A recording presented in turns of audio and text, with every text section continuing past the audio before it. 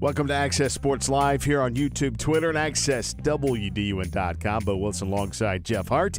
And our producer, as always, Seth Jabin, who is pulling my hair out at the moment. Having fun today, pushing buttons. All the buttons that need pushing. Making sure things are going well. Jeff, how you doing, man? I'm good. Good? I'm good. How about you, I'm wearing Seth? my Alabama red for the NCAA That is tournament. not Alabama red. I'm wearing red. That's Georgia red, Well, that's dude. red. I'm just wearing red for Bama. Bama's red? Roll Tide. I thought it was crimson. Roll Tide. Is crimson red? It's a shade of red. I don't know. Just Roll Tide. That's all I know. Today, I have them in the you're a Bama fan. Tomorrow, you'll be a New York Rangers fan. I'm always a New York Next Ranger day, fan. you'll be a Washington football team fan. Redskins, whatever. Next day, you'll be a Maple Leafs fan. I got you. Yeah. Well, I have Bama in the Final Four. Where'd you have them? I have them in the Elite Eight. They've never been past the Elite Eight. It was a tough one to put them there, but I liked the matchup, so I went with it. Well, speaking of basketball, we've got a couple guys that know basketball really well on with us today to talk about the North Georgia Classic. And Adrian Penland and Robert Alfonso Jr. joining us in via the Zoom line today. Guys, how are you doing today? Doing real well. Appreciate the time. All right, let's talk about this North Georgia Classic. What's happening in well, actually, first, let's talk about your Final Four picks for the NCAA tournament. Who you got? Man, you know what? I really haven't been paying attention to these games because it's just you never know who's going to play. Who has? So I don't know. Like I haven't even filled out a bracket. This is the first year I'm not filling out a bracket. Oh my because goodness! You just never know what's going to happen. No So, bracket for know. Adrian is out. The AP's not going to. You're not going to win any money doing it that way, Adrian. Well, What you got, Alfonso? I haven't actually filled out my bracket, but I do have who I want to win it, and I like Florida State. Whoa, Florida State. Hey, Chuck Graham will love that. Yeah, Chuck will love that. They actually have a good team. I mean, no, they do have a good team. They have a real good team. And it's a team capable of winning the whole thing. So I'm sure Coach Graham was not happy on Saturday when Tech beat Florida State. Probably not. See, I'm sure he wasn't. I agree with you on that, but losing to Tech, I just kind of lose all credibility to me right there. I just, you know. Whoa, come on. Georgia beat Tech. Georgia beat Tech. So shots have been fired. You just chew on that for a moment. When you start. Just chew on that. That's how you finish.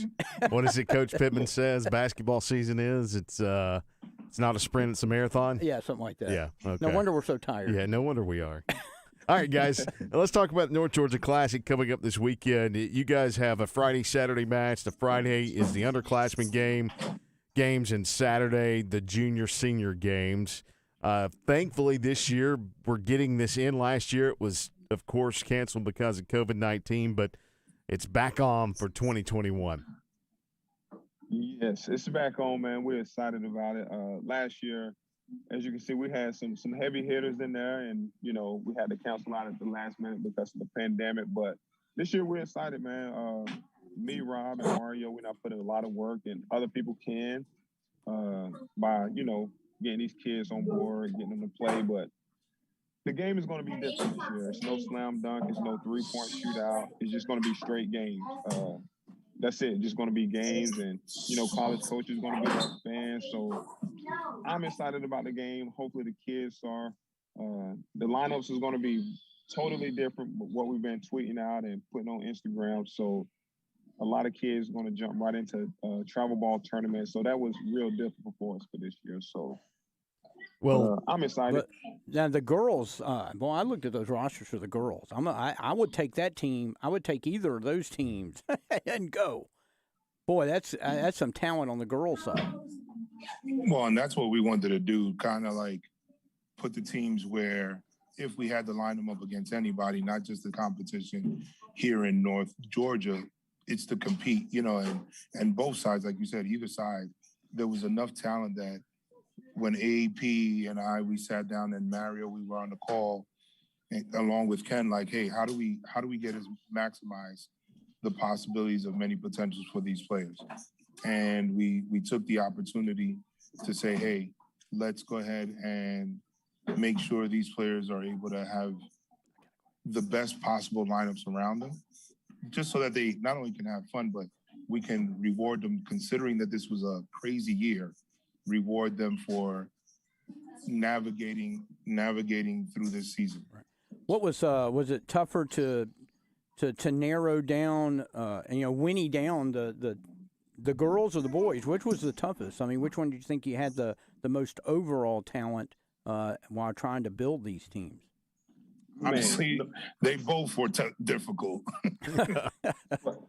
I mean, I think the boys, just because, man, we had the boys lineup picked out, and then at the last minute, it's just like all these guys playing in, travel ball tournaments. So we had to go right back to the drawing board and found the second tier kids. Then the second tier kids, they playing, so we had to go to the third tier. So the boys, I know Rob would say the same thing. The boys is difficult, man.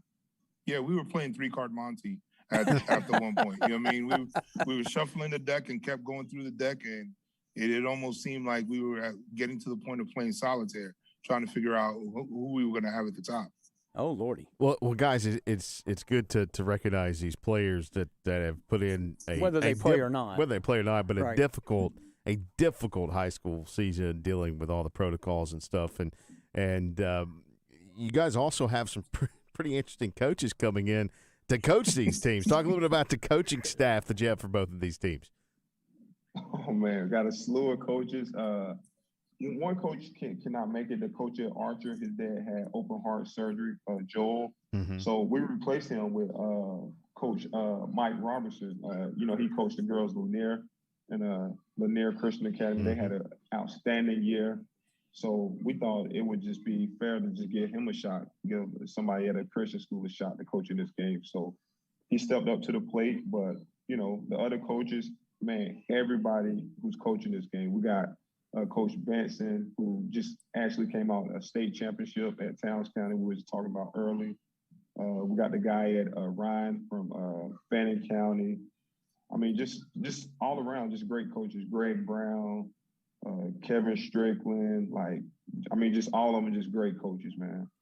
Yeah, and I think when we selected the coaches, this was our way of tipping our hat to them too, because every coach across the state, as well as especially in North Georgia, we all had to navigate through this new season, if you want to think about it, and trying to get all these games in, and coaches doing their best to minimize contact tracing or other issues that were going on. So, I think it's just, for us, we looked at it as like, hey, let's go ahead and acknowledge some coaches, reach out to them, and if they wanted to go ahead and do it, it's our chance to say thank you. The coaches are probably just as hard to pick as the players. We've got, there's I can't even think of really a bad coach anywhere in our area. I mean, some programs, the talent, it fluctuates. It's up, it's down. Of course. But the coaches, we've got great coaches in this area. That was probably just as hard, if not harder, than picking the players themselves.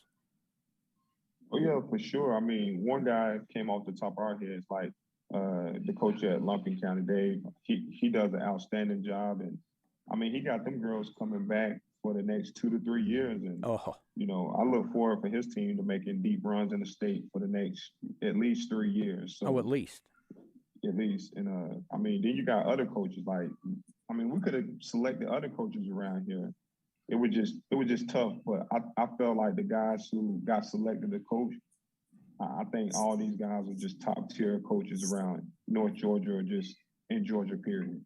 And when you think about the coaches who we had them on a Zoom call the other night, and we just told them to have fun, because a lot of them aren't going to have this much talent on their team, going back to their local schools.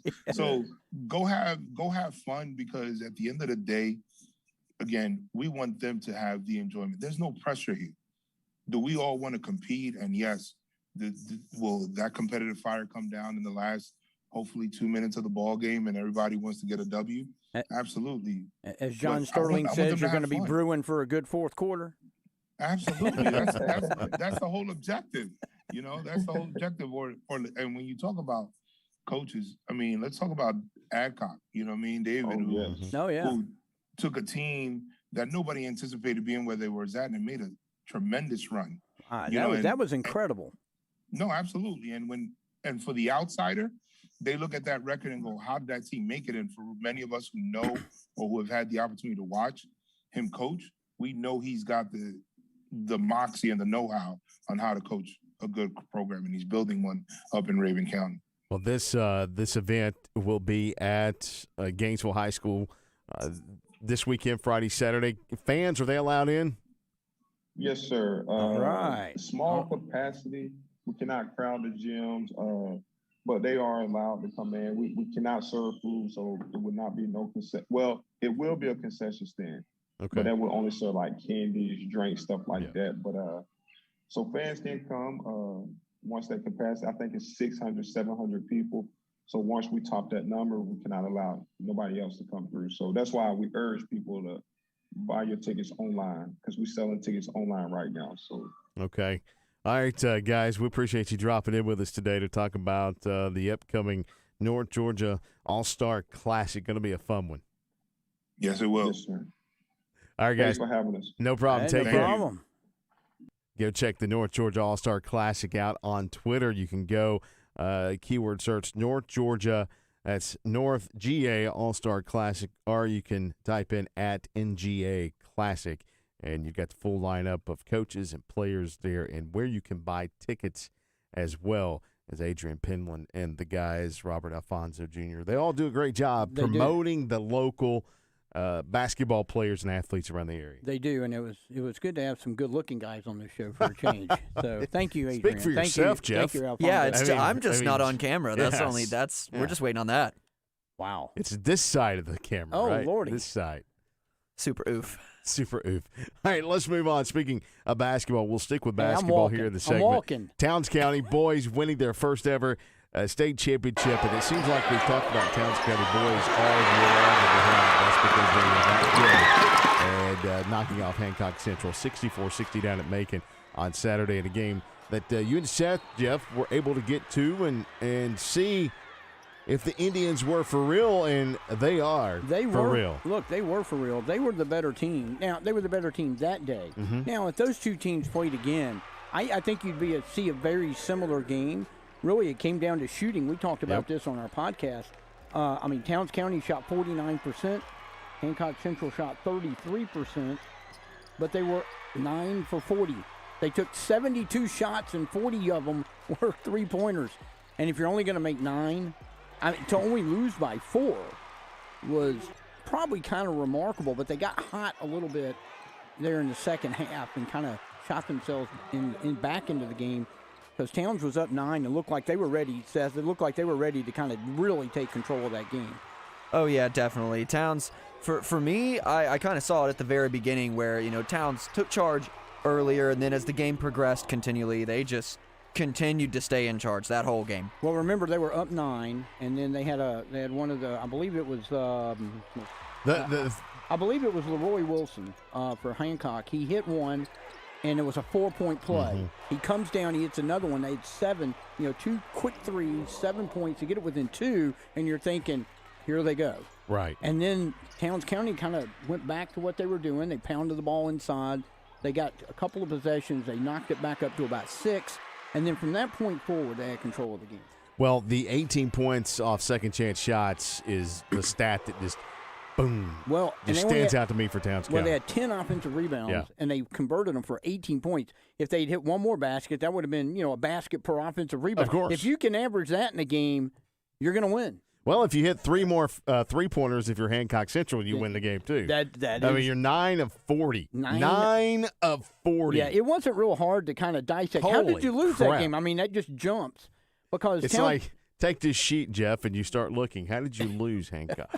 Holy there you cow. Go. There you go. That is how you Well, lost. and Towns County was 0 for 7, which means that they really were 27 of 48 from the field. That's over 50%. And we talked about this. Seth was there. I don't think they took a shot outside of 10 feet other than the 7 3-pointers they took. So Hancock Central was determined to try to shoot Towns County out of the zone defense. That is. Well, and what was interesting is when I talked to Benson about that, Rob Benson, who you heard the guy say is going to be part of the coaching staff, which I think that's great. He's getting some reward for that. They hadn't played zone much of the year. They were a man-to-man team. I think they found it a little bit, I think, during Irwin County. Mm-hmm. Really liked what he did and stuck with it the rest of the playoffs, and it won him a state title. And you know, again, you're going to make a team shoot over you, and if they start hitting, then what? Do you come back out to your man, which might free up some more stuff? So it can be a risk. Well, one of the things that Coach Benson said after the game was the fact that he felt like they were a Final Four team. I think he said, we knew we were a Final Four team from playing the tough non-region and region opponents that they played, and that is what set them up for this moment. And, of course, they pushed through it for the win. But Seth and Jeff caught up with Coach Benson and a couple of players, Colby Moss and Jake McTaggart, I believe, after the game. That's correct. Yeah, we ended up using this for our Gaining the Edge segment for the week, so here is our look at that. Senior Towns County guard Colby Moss said it all started as a dream. That dream came true in Macon on Saturday when the Indians knocked off Hancock Central 64-60 to win the program's first Class A state championship in basketball. Moss scored 14 points and grabbed 14 rebounds to help lead the Indians, while junior Jake McTaggart had 22 points and 12 boards. The Indians scored 18 second-chance points to give them the edge. This is Gaining the Edge, powered by Conditioned Air Systems. Oh, doesn't it sound good? I'm so proud of these boys in this community, and just everything they've done, all the workouts with Coach Livingston, all the stuff, all the help along the way. Couldn't ask for a better chance to represent Towns County in this community. You know, it's been our goal since day one. It's something that we've thought about, but now that it's actually here, the feeling is kind of surreal, but I'm excited to be here. That sounds pretty crazy, man. It's really crazy, you know. It started as a dream my freshman year, and we finally did it. I mean, and could you not smile after winning a state championship like Colby Moss? Colby Moss, I mean, he was, as soon as that game was over, he was smiling. He smiled all the way to the locker room, into the locker room, out of the locker room. Probably still smiling. And we saw him leave, and he was still smiling. Well, of course. Speaking of cool celebrations, let's talk about this real quick. The backflip? Yeah, wait for the Loved backflip. it. Hold on. It's in here. Now, is it Colby with the backflip?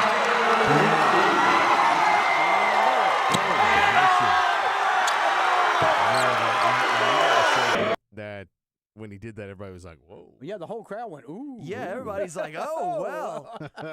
I just totally stuck my hand in the shot, you guys. Sorry about that. That's okay. But that was it was quite a celebration. And, you know, Towns County brought a good contingent. I mean, you know, it's not a big place. They brought a pretty good crowd. They were outnumbered 2 to 3 to 1 by the Hancock Central crowd, but they were loud when they needed to be, and they stuck around. I mean, they were there. They were waiting outside the gym when we were leaving. There was a whole lot of them out there, so they ate it up. They soaked up the atmosphere. It was a lot of fun. As you should. As you should. I mean, Towns County, if they're either 1 or 2 smallest school in the state, public school. So, you know, to see them win one of the power sports is quite remarkable. So, congratulations to Towns County winning their first ever state championship. Now, as we move on into the spring sports season fully now, we can fully concentrate. Are you with us finally, Bo? I'm here. I'm here. I don't know if I'm with you, but I'm here. I'm here. Us. Okay. Spring football starts in May, I think. Anyway, seriously, I am here. But we move into fully to the spring sports season, and soccer is in full force as Bluff and White County going at it last Friday, and what a game it was.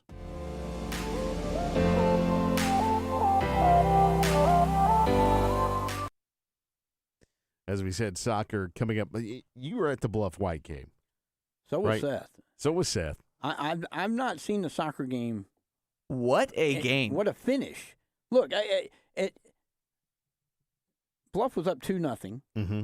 It was an incredibly physical game. The yellow cards all over the place. I bet there were 10 yellow cards. White County ended up hitting so many with 2 players.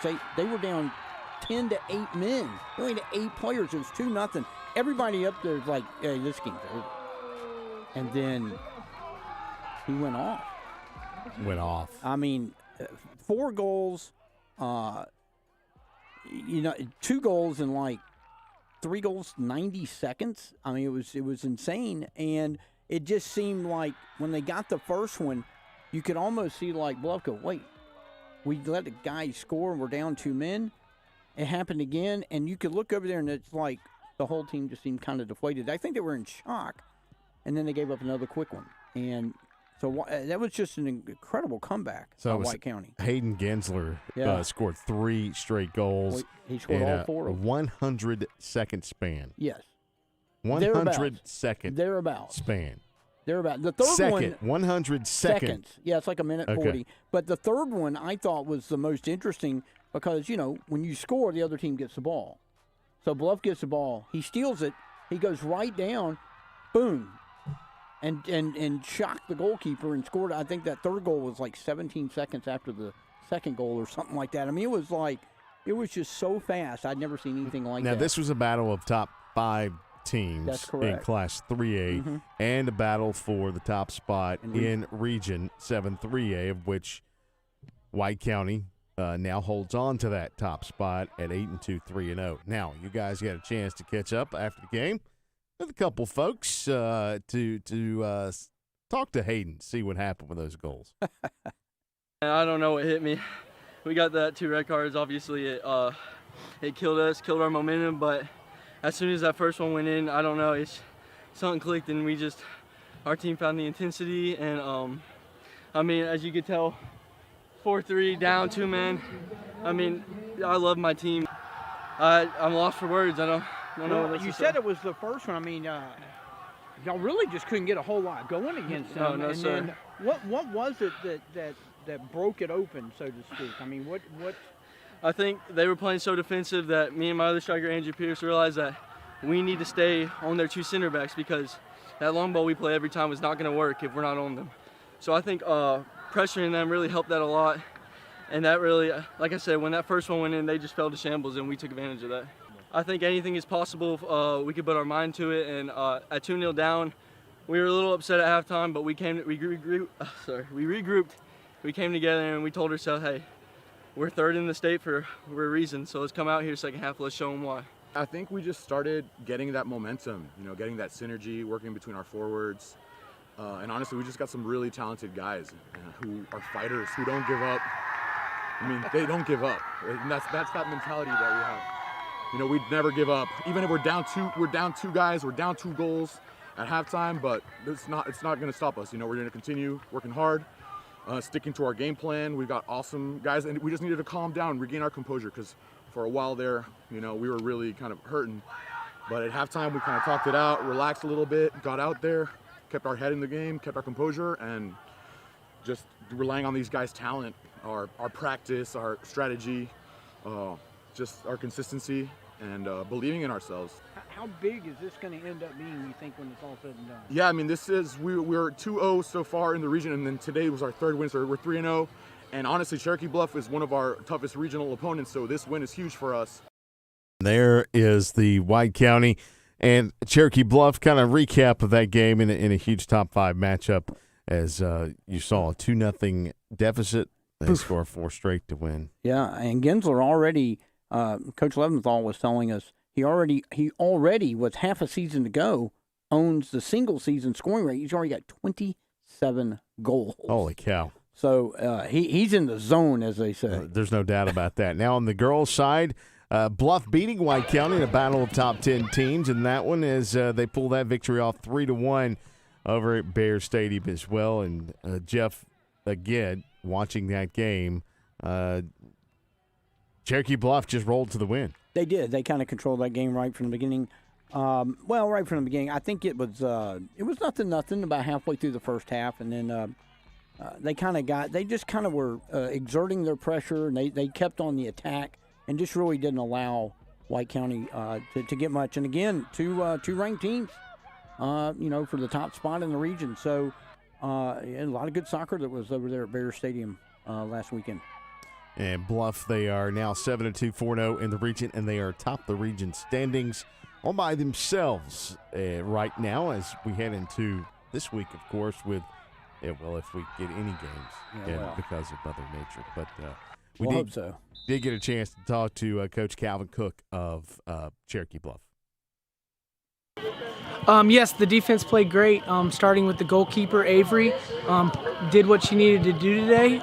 She was out off her line, winning all the balls like we knew she would need to. Our clearances started off a little rough, but they made up for it in the end. The last 20 minutes, they really came at us. You got to give White County all the credit. They created chances all over the place, but the defense was able to hold them with a great effort. Our three forwards, starting with Caitlin, are our main strength of our attack. They all complement each other very well, starting with Caitlin up top. She's strong and fast and athletic, and she's very hard to stop. She creates lots of chances, and the other girls play very well off of her. Well, Coach, that puts you in first place in the region. Moving forward, how do you feel like your team is playing overall? Well, they've been playing great for about the last month since we've got our players back from basketball and from injury and COVID. I believe this is our first game where we had our full roster, so it's great to see. As a coaching staff, me and Coach Boylan have challenged this team to continue to improve all season they have. This being our first major test, and they came out successful. We want to stay focused. We have high hopes. Going forward, this isn't the end for us. We want to continue. We want to end first, and we want to get that home playoff game. And Cherokee Bluff winning over White County on Friday. Listen, he mentioned Caitlin Cook. She's a freshman. We know her from basketball. I'm gonna tell you what, she's quick. She is strong. She's like a bull out there. She's a matchup nightmare. When she gets down low in there, she created the first goal by getting, she was dancing around and they brought her down inside the box, and so they get the penalty kick, and then she scored the second goal.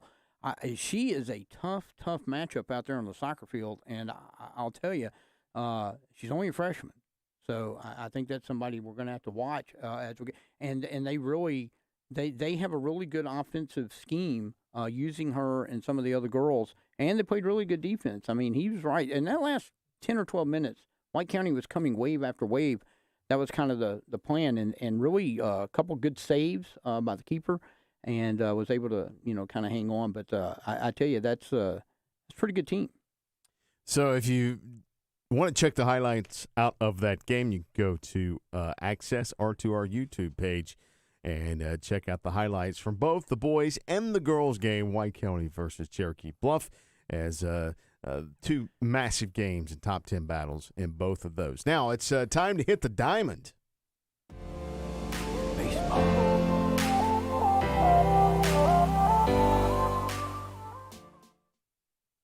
And we roll into the baseball diamond, Jeff. These little fancy screens we have I now. know. I'm trying to. Wow. It's like just every keeps week throwing stuff at us. It's all fancy. Yeah, he doesn't stuff. tell us about any of this stuff. He's like, wait, don't say anything. And we're like, what's going on here, Good thing he's not on camera anymore. Yes. The pointing would just. Yeah. Well, I mean, I'd cut that out. It wouldn't be on me for that. Oh, you sure? That's true. That's true. True story. True story. I might have cut it to that when I was like, Jeff, what are you doing? Oh, is it always my fault? No, not always, but Okay. that time it was. Although it is easy to blame you, so sure. Wow. Thanks. You're welcome. That's what I'm here for. All right, let's talk about the surprise team of the area. You want to?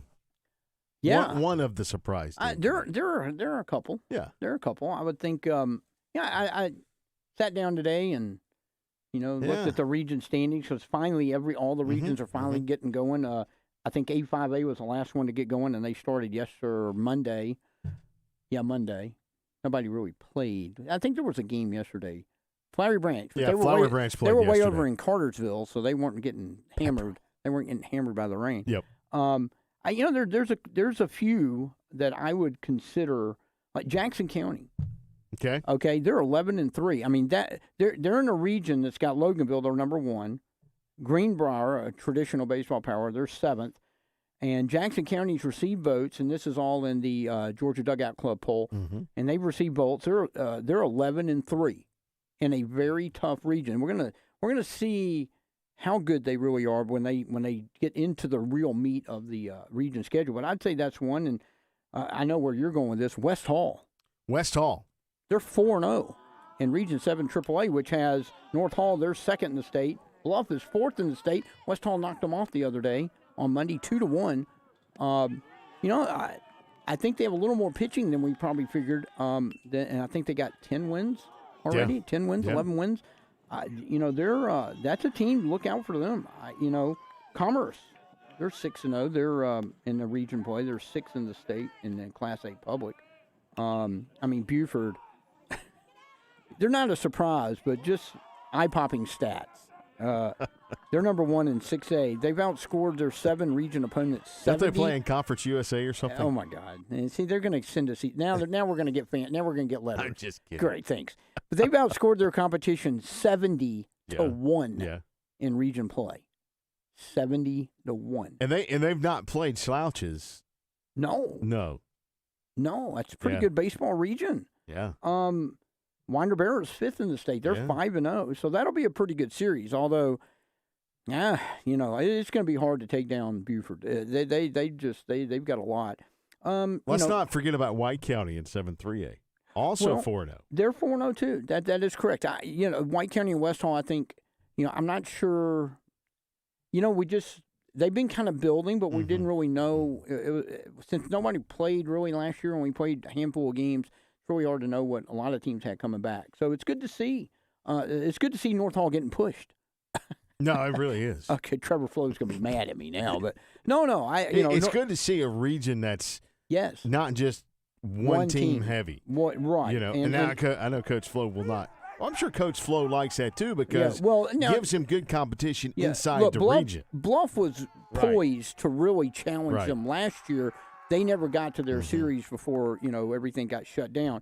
And Bluff is right there. Now, they were the last team in 7 AAA to open, and they lost to West Hall on Monday. So they've already got a region loss. But, they got 2 more coming up this week with West Hall. They still have North Hall. They still have White County. So Bluff has plenty of opportunities to get back in this. And not that they're out of it. They've only played 1 region game. But I think that was kind of a surprise.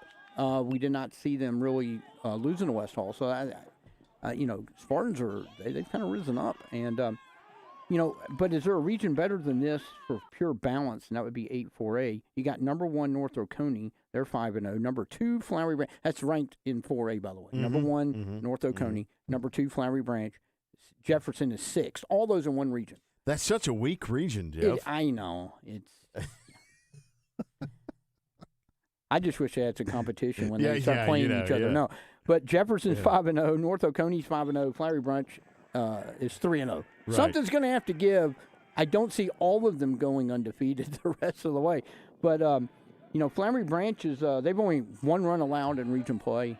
Jefferson's 5-0 with 5 shutout wins. They haven't allowed a run. And North Oconee has scored 64 runs in their 5 region games. That's 12.8 runs. Hey, tip of the hat to Rem Maxwell on Monday. He pitching the no-hitter against Chestatee and 15 strikeouts. 15 strikeouts. I'm telling you, we weren't really sure what we were going to get with this baseball season. We sure it's 15, Bo? Yeah, well, we're not. Actually, we are now. I was corrected. That was really mean. We're live. That was really mean. I like it though. Look, I messed up. Somehow I messed up. More of that. I put 6 and 15. I don't know. I do it too. I don't know how you messed up. You guys give me a lot of junk for 1 it. and 5 add up to 6. Maybe that's what you were thinking. Maybe that's what I was thinking. I don't know, but I kind of really hope that was the 6. process in your head. 1 and 5 is 6. Bam. It comes up when you look at so many numbers on one night. Oh, yeah. And you glance at something and you put, anyway. It's okay. You fixed it. It's fixed. Y'all, on a sidebar, if I put the microphone in my stomach right now, we'd be hearing all sorts of weird noises. A rumble? Strong rumble. I haven't had lunch either. He wouldn't let me eat before this. Who's he? Which he? That guy right there. That guy. All right, so speaking of baseball, a lot of games canceled as we are live today on this Wednesday, March 17th. Happy St. Patrick's Day, by the way. Oh, yeah. Nope, we're not wearing green. Do we all get pinched? Oh, is that still a thing? Probably not. Okay. We're adults. Not in here, we're not. So some of the games being postponed that we know of as of 12/26 on Wednesday, March 17th. White County at Dawson has been postponed. Habersham Central at Buford has been postponed today. Doubleheader on Thursday, and that'll be a 5 p.m. start in Buford. Also, just got this one in from Coach Jeff Chafin over at Johnson. They are postponing the Johnson game until tomorrow. So Walnut Grove at Johnson is postponed until tomorrow. And we're waiting on a few others that they were going to wait till like 1 or maybe 2 to make the call. There's some fields that are turf, so they're going to wait and see how they handle all the rain. I'm not expecting to get any games in. Are really you expecting today. a washout? A washout, but we'll see. You Legitimate never know. wash. A wash with water, lots of it from the sky. And I did all of my laundry on Sunday. Had I known, had you known, you I could have just stood outside for 2 days. Sprayed it with some Tide. Yeah, there you go. You know. Speaking of Tide. Tide, roll. Yeah, I was about to say. Roll, Tide, roll. He showed me that. I sure did lead him into that, didn't I? He showed me that silly clip of just Tide containers rolling across the screen. And it was so sad because he showed me that, and then he goes, "What does that make you think of?" And I was like, "Roll Tide." And I was like, "Dang it." You should have just said washing detergent. Roll. I had to give it to him. He got me.